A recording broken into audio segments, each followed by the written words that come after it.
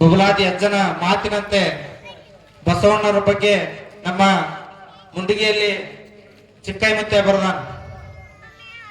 ಅವರೊಂದು ಮಾತನ್ನ ಬರೀತಾರೋ, ಮೂರು ವರಹಕ ಶೇರು ಮಾರುವುದು, ವೀರಶೈವ ಜಾತಿ ಮೆರೆಯುವುದು, ವೀರ ಬಸವನು ಸಾರುತ್ತ ಬರುವಾಗ 100 ಕುಲಗಳು ಏಕವನ್ನ ಅಂತ ಹೇಳ.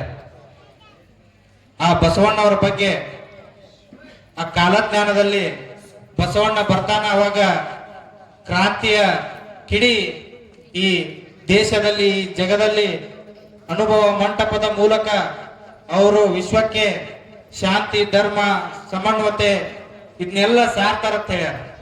ಹಂಗ ಇನ್ನೊಂದು ಮಾತು ಬರೀತಾರ,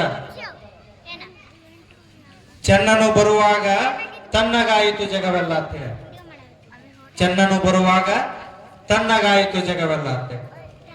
ಹಂಗ ಬಸವಣ್ಣವರ ಬಗ್ಗೆ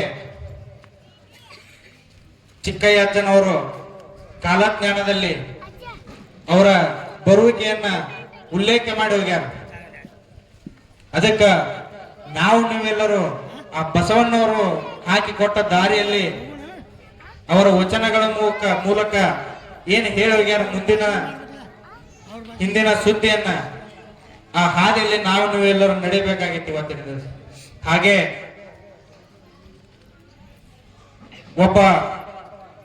ಒಂದು ಶಿವಾಜಿಯ ಜೀವನದಲ್ಲಿ ನಡೆದಂತ ಒಂದು ಘಟನೆಯನ್ನ ಹೇಳಕ್ ಇಷ್ಟಪಡ್ತೀನಿ. ಏನಪ್ಪಾ ಅಂದ್ರ, ಶಿವಾಜಿ ಮಹಾರಾಜರು ಒಂದಿನ ಮಾಡಿ ಮೇಲೆ ನಿಂತಿರ್ತಾರ, ಅರಮನೆಯ ಮೇಲೆ ನಿಂತ್ಕೊಂಡು ಹಂಗ ವೀಕ್ಷಿಸ್ತಿರ್ತಾರೋ. ಅವಾಗ ಅವರ ಗುರುಗಳಾದ ರಾಮದಾಸರು ಭಿಕ್ಷಾಟನೆಯನ್ನು ಮಾಡ್ತಿರ್ತಾರ, ಮನೆ ಮನೆಗೆ ಭಿಕ್ಷಾಟನೆಯನ್ನು ಮಾಡ್ತಿರ್ತಾರ. ಅವಾಗ ಅದನ್ನ ನೋಡಿದ ಶಿವಾಜಿ ಮಹಾರಾಜರು ಅವ್ರಿಗೆ ಮನಸ್ಸಿಗೆ ಒಂದ್ ಸ್ವಲ್ಪ ನೋವು ಉಂಟಾಗ್ತದೆ. ನನ್ನ ಗುರು ಭಿಕ್ಷಾಟನೆಯನ್ನ ಮಾಡೋದು ನನಗೆ ಯಾಕೋ ಸರಿ ಅನಿಸೋದಿಲ್ಲ,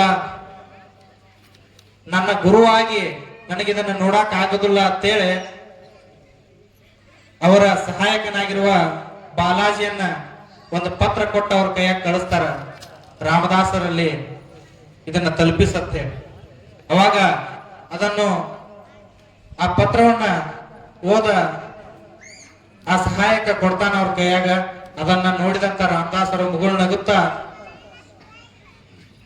ಓದುತ್ತಾರ ಪತ್ರ. ಓದಿ ಮುಗುಳ್ನಕ್ಕು ಮರುದಿವಸ ಸೂರ್ಯೋದಯದ ನಂತರ ಶಿವಾಜಿ ಅರಮನೆಯ ಕಡೆ ಹೋಗ್ತಾರ. ಹೋಗಿ ಶಿವಾಜಿಯಲ್ಲಿ ಹೇಳ್ತಾರ, ನೀನು ಇಡೀ ನಿನ್ನ ರಾಜ್ಯವನ್ನೇ ನನ್ನ ಪಾದಗಳಿಗೆ ಅರ್ಪಣೆ ಮಾಡ್ತಿ ಅಂತೇಳಿ ಪತ್ರ ಕಳಿಸಿ ಅರ್ಪಣೆಯನ್ನು ಮಾಡಿ ನೀ ಏನು ಮಾಡ್ತಿ ಈಗ ಅಂತ ಹೇಳಿ ಕೇಳ್ತಾರ ರಾಮದಾಸರು. ಇಡೀ ರಾಜ್ಯವನ್ನ ನನ್ನ ಪಾದಕ್ಕೆ ಅರ್ಪಣೆ ಮಾಡಿ ಈಗ ನೀ ಏನು ಮಾಡ್ತಿ ಅಂತ ಕೇಳ್ತಾರ. ಅವಾಗ ಶಿವಾಜಿ ಹೇಳ್ತಾನೋ, ಗುರುಗಳ ನೀವೇನ ಆದೇಶ ಮಾಡ್ತೀರಿ, ನೀವೇನು ಕೊಡ್ತೀರಿ ಅದನ್ನ ಸ್ವೀಕಾರ ಮಾಡ್ತಂತ ಹೇಳ್ತಾನ. ಅವಾಗ ರಾಮದಾಸರು ಅವರ ಕಡೆಯಿಂದ ಇನ್ನೊಂದು ಭಿಕ್ಷಾ ಪಾತ್ರೆಯನ್ನು ಶಿವಾಜಿ ಕೈಯಲ್ಲಿ ಕೊಡ್ತಾರೆ. ಕೊಟ್ಟು ಶಿವಾಜಿಯನ್ನ ಭಿಕ್ಷಾಟನೆ ಕರ್ಕೊಂಡು ಹೋಗ್ತಾರ.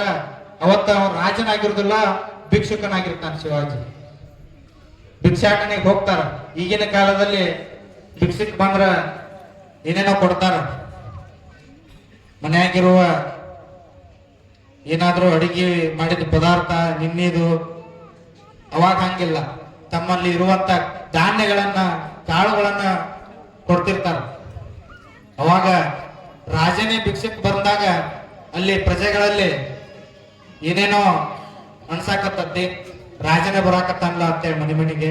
ಅವಾಗ ಏನೇನೋ ಧಾನ್ಯಗಳನ್ನ ಅವ್ರ ಕಡೆ ಇದ್ದಂತ ಕಾಳುಗಳನ್ನ ಕೊಡ್ತಾರ. ಅದೇ ಕಾಳುಗಳನ್ನ ತಗೊಂಡು ಹೋಗಿ ಗುರೂಜಿಯವರು ರಾಮದಾಸರು ಅವರು ಕೂಡಿ ಸಂಜೆ ಅದನ್ನೇ ಅಡಿಗೆ ಮಾಡ್ತಾರ. ಅದರಲ್ಲಿ ಮಾಡಿ ಊಟವನ್ನು ಮಾಡ್ತಾರ. ಶಿವಾಜಿ ಕೇಳ್ತಾನ ಗುರುಗಳಿಗೆ, ಇನ್ನ ಮುಂದೆ ಹೆಂಗರಿ ಅಂತ ಹೇಳಿ ಗುರುಗಳಲ್ಲಿ ಕೇಳಿದಾಗ, ನೀ ಏನ್ ಮಾಡಾಕತ್ತಿ ಅಂದ್ರ ಈಗ ರಾಜ್ಯನೇ ನನಗೆ ಬರೆದು ಕೊಟ್ಟಿ, ನೀ ಈಗ ರಾಜ ಅಲ್ಲ, ನಿನ್ನ ಕೈಲಿ ಈ ರಾಜ್ಯ ಇಲ್ಲ, ನೀನು ರಾಜನೂ ಅಲ್ಲ. ನಿನ್ನ ಮುಂದಿನ ಕೆಲಸ ಏನಪ್ಪಾ ಅಂದ್ರ ಅವಾಗ ಶಿವಾಜಿ ಹೇಳ್ತಾನ, ನೀವೇನ್ ಹೇಳ್ತೀರ ಅದನ್ನ ಮಾಡ್ತೀನಿ ಅಂತ ಹೇಳ್ತಾನ. ಅವಾಗ ಇನ್ನ ಮ್ಯಾಲ ನೀನ್ ಏನ್ ತಿಳ್ಕೊಬೇಕಂದ್ರ ಈ ರಾಜ್ಯ ನನ್ನದಲ್ಲ ಅಂತ ಹೇಳಿ ಆಡಳಿತ ಮಾಡ್ಬೇಕು, ನಂದು ಅನ್ನೋದು ಬಿಡ್ಬೇಕು. ಸಮಾಜಕ್ಕೆ, ಜನರಿಗೆ, ಪ್ರಜೆಗಳಿಗೆ ಒಳ್ಳೆಯ ಆಡಳಿತವನ್ನು ಕೊಡ್ಬೇಕಂತ ಹೇಳ್ತಾರ. ರಾಜ್ಯನ ನಿಂದಲ್ಲ, ನೀ ಏನ್ ಮಾಡ್ಬೇಕಂದ್ರ ಜನರಿಗೆ, ಪ್ರಜೆಗಳಿಗೆ ಒಳ್ಳೆಯ ಮಾರ್ಗವನ್ನು ತೋರಿಸ್ಬೇಕು, ಅವರಿಗೆ ಕಷ್ಟವನ್ನ ಬರ್ಲಾರ್ದಂಗ್ ನೋಡ್ಕೋಬೇಕಂತೇಳಿ ಅವ್ರಿಗೆ ಶಿವಾಜಿ ಅವರಿಗೆ ಅವರ ವಸ್ತ್ರವನ್ನ ಕೊಡ್ತಾರ. ಕೇಸರಿ ವಸ್ತ್ರವನ್ನ ಶಿವಾಜಿಗೆ ಕೊಡ್ತಾರೋ, ಇದನ್ನ ತಗೋ ನಿನ್ನ ರಾಜ್ಯದ ಧ್ವಜವನ್ನಾಗಿ ಮಾಡ್ಕೋ ಅಂತೇಳಿ ಅವತ್ತಿನ ದಿವಸ ಆ ಕೇಸರಿ ವಸ್ತ್ರವನ್ನು ಕೊಡ್ತಾರೋ, ಅದೇ ಇವತ್ತ ಶಿವಾಜಿಯ ಒಂದು ಧ್ವಜವನ್ನಾಗಿ ನಾವು ನೀವೆಲ್ಲರೂ ಕೇಸರಿ ಶಾಲ್ ಆಗಿರ್ಬೋದು, ಧ್ವಜವನ್ನಾಗಿರ್ಬೋದು, ಅಂದಿನಿಂದ ಇಂದಿನವರೆಗೂ ಆ ಕೇಸರಿಯನ್ನು ನಾವು ನೋಡ್ಕೊಂತ ಬಂದೆವು. ಅಂತ ಗುರು ಇದ್ರ ರಾಮದಾಸರ ಹಂಗಿರ್ಬೇಕು, ಶಿಷ್ಯ ಇದ್ರ ಶಿವಾಜಿ ಹಂಗಿರ್ಬೇಕು. ಹಂಗ ಬಬಲಾದಿ ಸದಾಶಿವ ಅಜ್ಜಗೂ ಒಬ್ಬ ಶಿಷ್ಯ ಇದ್ದ.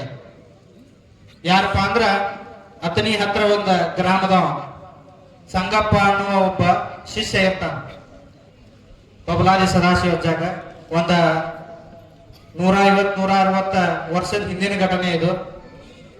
ಶಿಷ್ಯ ಹೆಂಗಿರ್ತಾನಪ್ಪ ಅಂದ್ರ ಯಾವತ್ತು ಸಂಗಪ್ಪನ ಬಬಲಾದಿ ಮಠದಾಗ ಏನೇ ಕಾರ್ಯಕ್ರಮ ಇದ್ರು ಅಜ್ಜಾನ್ ಜೋಡಿನೇ ಇರೋ.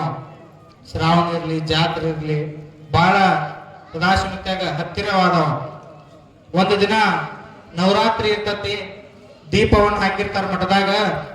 ಆ ಸಂಗಪ್ಪಗೆ ಏನ್ ಅನಸ್ತಪ್ಪ ಅಂದ್ರ ನಾನ್ ನಾಳೆ ಎಷ್ಟೊತ್ತಾದ್ರೂ ಅಜ್ಜನ ದರ್ಶನ ಮಾಡ್ಬೇಕು, ನನಗೆ ಯಾಕೋ ಮನ್ಸಿಗೆ ಹಳಾಳೆ ಆಗತತಿ. ಮಠದಾಗ ನವರಾತ್ರಿ ದೀಪ ಹಾಕಿರ್ತಾರ, ನಾ ಇಲ್ಲಿ ಅದನ್ನು ಅಂತೇಳಿ ರಾತ್ರಿ ಈ ಸಮಯದಾಗ 8 ಗಂಟೆಗೆಲ್ಲ ಅವ್ರಿಗೆ ನಾ ಬಬಲಾದಿಗೆ ಹೋಗ್ಬೇಕಂತೇಳಿ ಮನಸ್ನ್ಯಾಗ ಬರ್ತದ. ಅವಂದ ಭಕ್ತಿನ ಅಂತ ಇರ್ತದೆ. ಯಾವಾಗ ಮುತ್ಯ ನೆನಪಕ್ಕ ಅವಾಗ ಬಂದ್ಬಿಡುದು ಅತನಿಯಿಂದ. ಅವಾಗ ಸಮಯ ಸ್ವಲ್ಪ ಕತ್ಲಾಗಿರ್ತತಿ. ಇಲ್ಲಿ ಮಠದಾಗ ಸದಾಶಿವತ್ಯ ಹಾಗೂ ಇನ್ನೊಬ್ಬ ಸೇವಕ ಇರ್ತಾನ ಮುತ್ತಪ್ಪ ಅಂತೇಳಿ, ಇಬ್ರು ಕೂಡಿಸಿ ಅಜ್ಜ ಇವತ್ತು ಭಜನಾ ಇಡುನು, ಜಾಗರಣೆ ಮಾಡೋನು, ಇವತ್ತು ಒಂದ್ ದಿವ್ಸ ದೀಪ ಹಾಕಿವಿ ಮಠದಾಗ ಅಂತೇಳಿ ಭಜನಾ ಹಚ್ಚಿರ್ತಾರು. ಹಂಗ ಭಜನಾ ಕೇಳ್ಕೊತ ಕೂತಿರ್ತಾರು. ಅಲ್ಲಿ ಸಂಗಪ್ಪ ಇದ್ದಾವ ನಡ್ಕೋತ ಬರಾಕತ್ತಾರ ಬಬಲಾದಿ ಕಡೆ. ನಡ್ಕೋತ ಬಬಲಾದಿ ಕಡೆ ಬರ್ತಾನು. ನಮ್ಮ ಮುಂಡುಗ್ನೂರು ಹೊಳಿ ದಂಡಿಗೆ ಬರೋಟಿಗೆ ಟೈಮ್ 12 ಆಗಿ ಹೋಗಿರ್ತದ. 12-1 ಗಂಟೆ ಮ್ಯಾಲಾಗಿರ್ತದ ಟೈಮ್. ಅವಾಗ ಇಲ್ಲಿ ಮುತ್ತಪ್ಪ ಸದಾಶಿವತ್ಯ ಭಜನಾ ಕೇಳೋದು ಬ್ಯಾಸರಾಗಿ ಮುತ್ತಪ್ಪ ಏನತ್ತಾನಂದ್ರ ಒಂದಿಟ್ಟ ಬ್ಯಾಸರ ಆಗತ್ತ, ಯಾಕೋ ಹೆಂಗಾರ ಮಾಡಿ ಕಾಲಾರನ ಮಾಡೋಣಂತೇಳಿ ಪಗಡಿ ಆಡೋಣಂತಾರು. ಆತಪ್ಪ ಮುತ್ತಪ್ಪ ಆಡು ನಡಿ ಅಂತೇಳಿ ಪಗಡಿ ಆಡ್ಕೋತ ಕುಂದಿರ್ತಾರ ಸದಾಶಿವತ್ಯ ಮುತ್ತಪ್ಪ. ಮತ್ ಇನ್ನೊಂದ್ 4 ಮಂದಿ ಕೂತ್ ಆಡ್ತಿರ್ತಾರು. ಅವಾಗ ಸಮಯ 1-2 ಗಂಟೆ ಆದಂತ ಮಧ್ಯರಾತ್ರಿಯಲ್ಲಿ ಸಂಗಪ್ಪ ತುಂಬಿದ ಹೊಳಿ ಇರ್ತದ. ನವರಾತ್ರಿ ಟೈಮ್ದಾಗ ಹೊಳಿ ತುಂಬಿ ಹರಿತಿರ್ತತಿ. ಇದನ್ನ ಹೆಂಗ ದಾಟೋದಂತೇಳಿ ಅವಂಗ ವಿಚಾರ ಬರಾಕರ್ತದ. ಕೈ ಸೋತಾವ್ ನೋಡು ಹೊಳ್ಯಾಗ, ಇದನ್ನ ದಾಟೋದ್ ನನಗ ಆಗೋದಿಲ್ಲ ಅನ್ನೋದ ಅವಂಗ ಸ್ವಲ್ಪ ಕಳವಳ ಆಗಕತ್ತತಿ. ಆದ್ರೂ ಅವಂಗ ಒಂದ್ ಏನ್ ತಲೆ ಇರತ್ತಂದ್ರ ಎಷ್ಟೊತ್ತಿದ್ರು ನಾ ಹೋಗಬೇಕು ನಾಳೆ ಅಜ್ಜನ ಅಂತ ಹೊಳಿ ಈಸಾಕ್ ಕಟ್ಟೆ ಬಿಡ್ತಾನ. ಹೊಳ್ಯಾಗ ಇಸ್ಕೋತ್ ಮಧ್ಯದ ತನಕ ಬರ್ತಾನು. ಕೈ ಸೋಲ್ತಾವ ಸಂಗಪ್ಪನು. ಇಲ್ಲಿ ಸದಾಶಿವತ್ಯ ಪಗಡಿ ಆಡ್ಕೋತ ಕೂತಿರ್ತಾನು. ಸಂಗಪ್ಪ ಕೈ ಸೋತ ಮುಣಗಾಕತ್ತಾನೆ. ಹಂಗ ಅಜ್ಜನ ಹೆಸರನ್ನ ತಗೋತ ಹಂಗ ಮ್ಯಾಲ ಕೇಳೋದು ಮುಳುಗೋದು, ಮ್ಯಾಲ ಕೇಳೋದು ಮುಳುಗೋದು ಮಾಡ್ತಿರ್ತಾನು. ಇನ್ನೇನ ಮುಳುಗುತ್ತಾನ ಅನ್ನೋದಕ್ಕ ಇಲ್ಲಿ ಬಬಲಾದಿ ಅಜ್ಜನ ಪಗಡಿ ಏನ್ ಆಡ್ತಿರ್ತಾರಲ್ಲ, ಇಲ್ಲಿ ಕೈ ತೋದ್ ಬಿಟ್ಟಿರ್ತಾವ. ಸದಾಶಿವತ್ಯಾನ ಕೈ ಎಲ್ಲ ಹಂಗಿ ತೋದಿರ್ತದ, 2 ಕೈಗಳು. ಅವಾಗ ಮುತ್ತಪ್ಪ ಕೇಳ್ತಾನು, ಅಜ್ಜ ಕೈ ಹೆಂಗ ತೋದು ನಿನ್ನ ಅಂತ ಕೇಳ್ತಾನ. ಕೇಳಾನ, ನನ್ನ ಹೇಳಿ ಕೈ ತೋತಾವು, ಹಂಗ ಅದಾವ ನೋಡ, ಬೆವ್ರಿಗಿವ್ರು ಬಿಟ್ಟಿರ್ಬೇಕತ್ತ. ಇಲ್ಲ ಇಲ್ಲೇ ನಾನ್ ಜೋಡಿನ ಕೂತಿ ನೀರ್ ಸೋರತಾವ ಕೈಯಾಗ, ಎಲ್ಲಿ ತೋರ್ಸ್ಕೊಂಡೆ ಅಂತ ಹೇಳ್ತಾನ. ಎಲ್ಲಿಲ್ಲ ಮುತ್ತಪ್ಪ ಅಂತೇಳಿ ಅಜ್ಜ ಹಂಗ ಹೇಳ್ಬಿಡ್ತಾನ. ಅಲ್ಲಿ ಸಂಗಪ್ಪನ 2 ಕೈಗಳು ಎತ್ತಿ ದಂಡಿಗೆ ತಂದು ಇಟ್ಟಿರ್ತಾವ. ಮುಳುಗೋ ಸಮಯದಲ್ಲಿರೋ ಸಂಗಪ್ಪನ ಎತ್ತಿ ದಂಡಿಗೆ ತಂದು ಹಚ್ಚಿರ್ತಾರ. ಅವಾಗ ಬಂದಂತ ಸಂಗಪ್ಪ ಮಠಕ್ಕೆ ಬಂದ ಸಾಷ್ಟಾಂಗ ನಮಸ್ಕಾರ ಸಲ್ಲಿಸಿ, ಅಜ್ಜ ನಾನು ಉಳಿಸಿದಪ್ಪ ಅಂತೇಳಿ ಕಾಲಿಗೆ ಬೀಳ್ತಾನು. ಅಜ್ಜ ನಿನ್ನ ಯಾರು ಉಳಿಸ್ಯಾರ, ನಾ ಏನ್ ಬಂದಿಲ್ಪ ನೀನ್ ಉಳ್ಸಾಕ ಅಂತೇಳಿ ಸುಳ್ಳು ಹೇಳ್ತೇನ ಅಂತ. ಇಲ್ಲ ಅಜ್ಜ ನಿನ್ನೂ ಕೈಯವ್ ನನ್ನ ಜೇಗಿ ತಂದ ಹೊರಗೆ ಹಚ್ಚಿದ್ದು ಅಂತ. ನಾನು ತ್ಯಾಂಗ್ ಹೇಳ್ತೀನಿ ಅಂತ. ನಿನ್ನ ಕೈಯಾಗಿನ ಬೆಳಿ ಕಡೆ ನೋಡಿ ನಾನು ಕೈ ನಿನ್ನೂ ಅಂತ ಹೇಳ್ತಾನ. ಇಲ್ಲಿ ಕುತ್ತಂತ ಮುತ್ತಪ್ಪ ಕೇಳಿರ್ತಾನ ಅವನು. ಹೌದು ಸಂಗಪ್ಪ, ನಾ ಕೇಳಿನ ಅಜ್ಜನ ಕೈ ಯಾಕೆ ತೋರ್ಸ್ಕೊಂಡಾನ ಅಂತೇಳಿ. ಆ ಕೈ ಎಲ್ಲಿ ಹೋಗಿದ್ದು ಅಂದ್ರ ಸಂಗಪ್ಪನ ಮುಳುಗುತ್ತಿರೋ ಸಂಗಪ್ಪನ ತಂದ ದಂಡಿಗೆ ಹಚ್ಚಾಕ್ ಹೋಗಿದ್ದು ಅಂತ. ಗುರು ಶಿಷ್ಯರ ಬಗುಲಾಗಿ ಹಚ್ಚ ಕಷ್ಟದಾಗ ಯಾರೇ ಇಲ್ಲಿ ಭಕ್ತರ ಅವರನ್ನ ಯಾವತ್ತೂ ಕಾಯ್ತಾನ ಅನ್ನೋದ ಒಂದು ನಿಮಗೆ ನಿದರ್ಶನ ಹೇಳಿದ್ ನಾನು. ಅದಕ್ಕ ನೀವೆಲ್ಲರೂ ಕೂಡ ಜೀವನದಲ್ಲಿ ಯಾರ ಮೇಲೆ ನಂಬಿಕೆ ಇಡಬೇಕಪ್ಪ ಅಂದ್ರ ದೇವ್ರ ಮೇಲೆ ಇಡಬೇಕು. ನಾವಿದ್ದ ಅವಂಗ ಅಷ್ಟು ಸಹಾಯ ಮಾಡೀನಿ, ನನ್ನ ಜೊತೆ ಇಲ್ಲ, ಯಾವತ್ತು ನನ್ನ ಜೊತೆನೇ ಇರ್ತಿದ್ದ, ಈಗ ನನಗ ವಿರೋಧ ಆದ, ಅವ ಆ ಪಕ್ಷಕ್ಕೆ ಹೋದ, ನಾ ಈ ಪಕ್ಷಕ್ಕೆ ಬನ್ನಿ ಅಂತ ಬಿಡ್ರಿ. ನೀವು ನಂಬಿಕೆ ದೇವ್ರ ಮ್ಯಾಗ ಇಡ್ರಿ. ದೇವ್ರೊಮ್ಮೆ ಕೈ ಹಿಡಿದಪ್ಪ ಅಂದ್ರ ಯಾರು ಎಷ್ಟೇ ನಿಮ್ಮನ್ನ ತೊಳ್ಯಾಕ ಪ್ರಯತ್ನ ಮಾಡಿದ್ರು ನೀವು ಕೆಳಗೆ ಹೋಗೋದಿಲ್ಲ. ಅದ ದೇವ್ರ ಒಮ್ಮೆ ನಿಮ್ಮನ್ನ ಕೈ ಬಿಟ್ಟ ಅಂದ್ರ ಯಾರೆಷ್ಟ ನಿಮ್ಮನ್ನ ಮೇಲೆ ಹತ್ತಾಕ ಹೋದ್ರು ನೀವು ಮ್ಯಾಲೆ ಹೇಳಕ್ ಸಾಧ್ಯ ಇಲ್ಲ. ಅದಕ್ಕೆ ನೀವು ಯಾರ ಮೇಲೆ ನಂಬಿಕೆ ಇಡ್ಬೇಕಂದ್ರ ದೇವರ ಮೇಲೆ ನಂಬಿಕೆ ಇಡ್ಬೇಕು. ಹಂಗ ಧರ್ಮದ ಕೆಲಸಗಳಿಗೆ ದೇಶಕ್ಕೆ ಏನಾದ್ರೂ ಕೂತು ಬತ್ತಂದ್ರ, ದೇಶ ವಿರೋಧಿ ಚಟುವಟಿಕೆಗಳನ್ನ ನಡೆದ್ರ, ಧರ್ಮಕ್ಕೆ ಸಂಕಟ ಬಂದ್ರ ನೀವೆಲ್ಲರೂ ಒಗ್ಗಟ್ಟಾಗಿ ನಿಲ್ಲಬೇಕು. ನನ್ಗ್ಯಾಕ್ ಬೇಕಪ್ಪ, ನಿನಗ್ಯಾಕ್ ಬೇಕಪ್ಪ, ನಾವೇನ್ ಆರಾಮದೀವಿ, ನೌಕರಿ ಐತಿ, ಇದು ಐತಿ, ಯಾಕೆ ಬಡದಾಡುದು, ಯಾಕೆ ಜಗಳ ಆಡುದು, ಬಯಸ್ಕೊಳ್ಳೋದು ಅಂತ. ಎಷ್ಟು ನೀವು ಧರ್ಮಕ್ಕ ಸಂಕಷ್ಟ ಬಂದಾಗ ಧರ್ಮದ ಜೊತೆಗೆ ನಿಲ್ತಿರೋ ಅಷ್ಟು ನಿಮ್ಮನ್ನ ದೇವರ ಕಾಯ್ತಾನ. ಧರ್ಮಕ್ಕೆ ತೆಲಿಬಾಗ ಅವ್ರನ್ನ ನಾ ಕೈ ಹಿಡಿತನಂತೆ ಸದಾಶಿವ ಮುತ್ಯ.